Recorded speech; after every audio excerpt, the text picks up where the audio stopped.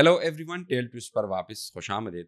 एक ऐसी दुनिया का तस्वुर करें जहां ताकत सिर्फ तलवार या सल्तनत से नहीं आती बल्कि ख्यालात, इल्म और कहानियों से आती है। एक ऐसी दुनिया जहां बेइख्तियार लोगों ने इल्म के जरिए तारीख को बदल दिया। क्या आप जानते हैं उस शहर की असल कहानी जिसने बगैर जंग के दुनिया पर हुकूमत की? कदीम दुनिया में ताकत की दौड़ में बहुत सारी तहजीबें सामने आती है।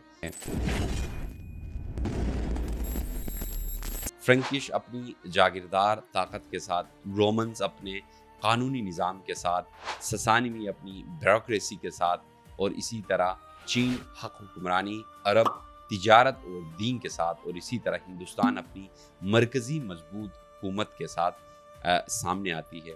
लेकिन एशिया के बीच में टिग्रिस और यूफ्रेट्स के दरमियान एक ऐसा किरदार उभरा जिसने इन सब को पीछे छोड़ दिया, जिसका नाम बगदाद शहर कहा जाता है। 762 ईस्वी में कैलिफ अल मंसूर ने इस शहर का क़याम किया।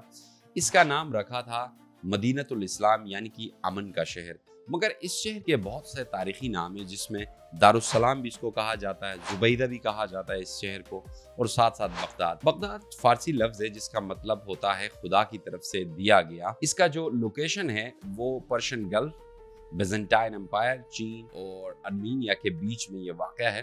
ये एक सर्कल के फॉर्म में बनाया था। इस मैप में आप देख सकते हो, ये बेसिकली एक सर्कल के फॉर्म में बनाया था, और इस सर्कल को तकरीबन 2.7 किलोमीटर के लाइन के साथ बनाया था। इसमें 3 दीवारें थी, 3 गोल सर्कल दीवारें थी, और 4 दरवाजे थे। जैसा कि दमिश्क की तरफ अगर कोई दरवाज़ा खुलता है तो उसका नाम दमिश्क रख दिया, अगर कोई कोफा की तरफ खुलता है तो उसका नाम कोफा, और अगर कोई बसरा की तरफ खुलता है तो उसका नाम बसरा, और कोई एक दरवाज़ा था खुरासान की तरफ खुलता था तो उसका नाम खुरासान रखा।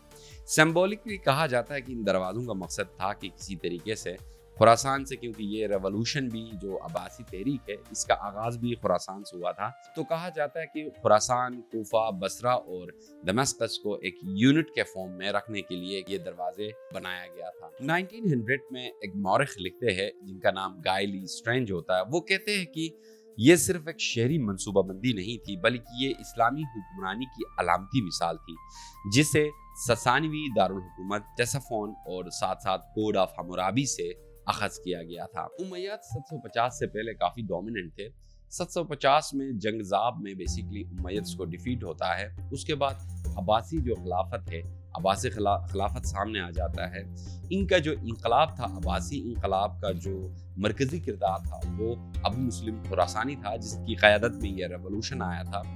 बेसिकली ये रेवोल्यूशन सिर्फ अरबियों या नॉन अरब्स के लिए नहीं था बल्कि सब लोगों के लिए था जो काफ़ी टाइम से महरूमी का एहसास, तरीका और अरब नेशनलिज्म में फंसे हुए थे। ये सिर्फ सियासी तब्दीली नहीं थी, ये इसके साथ साथ ये इल्मी बेदारी भी थी। इब्न कसीर और अल याकूबी लिखते हैं कि अब्बासी खिलाफत का मकसद ये इल्मी मरकज़ बनाना था, जहाँ ज्यूरिस्ट, जहाँ हदीस स्कॉलर्स, जहाँ पोइट्स और साथ साथ साइंटिस्ट इस खिलाफत की बुनियाद बने। इसीलिए दोस्तों बगदाद में बहुत सारी ट्रांसलेशंस हुई, बहुत सारे मकतब फ़िक्र सामने, जिसमें हनफिया जो मकतब फ़िक्र है वो भी अब्बासिड्स के टाइम पे वजूद में आया, जिसमें इमाम अबू हनीफा जैसे जो उलमा थे वो बेसिकली बहुत सारे उसूलों को वाज़ा करते हैं, और आज भी वो उसूल दुनिया में राइज है। कैलिफ हारून रशीद के दौर में बगदाद इल्मी व सकाफ़ती जो रोशनी से चमकने लगा। इनका मशहूर वज़ीर जाफ़र बरमकी, जो कि 1001 अरबियन नाइट्स और अलिफ लैला व लैला का किरदार भी बने, और इसी तरह दोस्तों वो डिफरेंट फिक्शनल स्टोरीज में जैसे कि अलाउद्दीन, सिंदबाद और इसी तरह अली बाबा जैसे किरदारों को जन्म दिया। ये सिर्फ किस्से नहीं थे, ये बगदाद की अक्ली और इल्मी अजमत की निशानी समझी जाती थी। कैलिफ ममून के दौर में बेसिकली बगदाद को हाउस ऑफ विजडम बनाया जाता है, बैतुल हिकमा बनाया जाता है, और साथ साथ इस दौर में बहुत सारी ट्रांसलेशन स्टार्ट हो जाती है, जिसमें एरिस्टोटल की ट्रांसलेशन होती है, संस्कृत में बुद्ध मत की जो उनकी फिलोसफिकल जो फंडामेंटल्स है उसकी ट्रांसलेशन होती है। उसी तरह वेद और ज़ोरेस्ट्रियन जो लिटरेचर होता है उनकी ट्रांसलेशन भी स्टार्ट हो जाती है।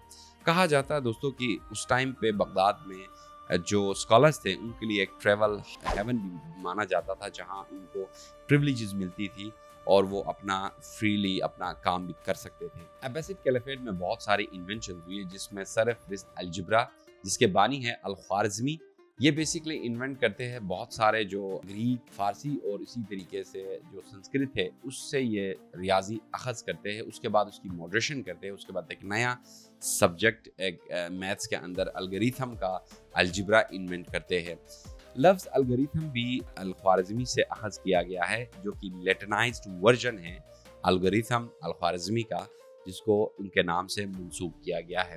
اسی طرح دوستو عباسڈ کیلیفیٹ کے ٹائم پہ الرازی اور ابن سینا نے میڈیسن میں بھی انقلاب لایا، اور الکوہل، الکلی، کیمسٹری اور ایون لفظ زیرو بھی اسی دور میں سٹارٹ ہوتا ہے، یہیں سے آغاز ہوتا ہے۔ اسی طرح دوستو عباسڈ کیلیفیٹ میں ایسٹرویبل ڈیوائس بھی بنایا تھا، جس کے ذریعے سٹارز کی نیویگیشن کی اور ارتھ اور سی نیویگیشن کے اوپر بھی کام کیا جاتا تھا، جس میں بگ ڈیپرز جیسے 7 ستاروں کے اوپر اسٹڈی، یہ تمام چیزیں اس دور میں ہمیں ملتا ہے۔ بغداد اس ٹائم کا گوگل بھی تھا، جہاں پہ تمام چیزوں کی ٹرانسلیشن، تمام چیزوں کی انفارمیشن دستیاب ہوتی تھی۔ ان انوینشنز کے ساتھ دوستوں بہت سارے اور بھی انوینشنز ہیں، جس میں بغداد کے اندر پہلی دفعہ ہاسپٹل بنایا جاتا ہے، پبلک کے لیے بھی ایکسیس دیا جاتا ہے۔ ان انوینشنز کے ساتھ دوستوں عباسڈ کیلیفیٹ کا جو لیٹر کیلفس ہوتے ہیں وہ ان کی وجہ سے ڈکلائن ہو جاتا ہے۔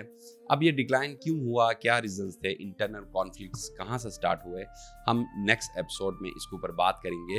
مگر جاتے جاتے ایک یہاں پہ سوال یہ بھی ہوتا ہے کہ کیسے بغداد کے زوال کے بعد یورپ نے ایک نئی بیداری کو جنم دیا۔ اس پہ ہم نیکسٹ ایپیسوڈ میں بات کریں گے، جس میں مونگولز کی انویژن کیسے ہوئی، کیا ریزنز تھے، اور لیٹر جو عباسڈز تھے ان لوگوں نے کون کون سے بلنڈرز کیا، جس کے بیسس پہ بغداد کی جو عظمت تھی وہ خاک میں کیسے ملی، ان میں نیکسٹ ایپیسوڈ میں ہم ڈسکس کریں گے۔ Thank you so much for watching this video. اگر یہ ویڈیو آپ کو اچھی لگی، انفارمیٹیو لگے، تو اپنے دوستوں کے ساتھ بھی ضرور شیئر کیجیے گا۔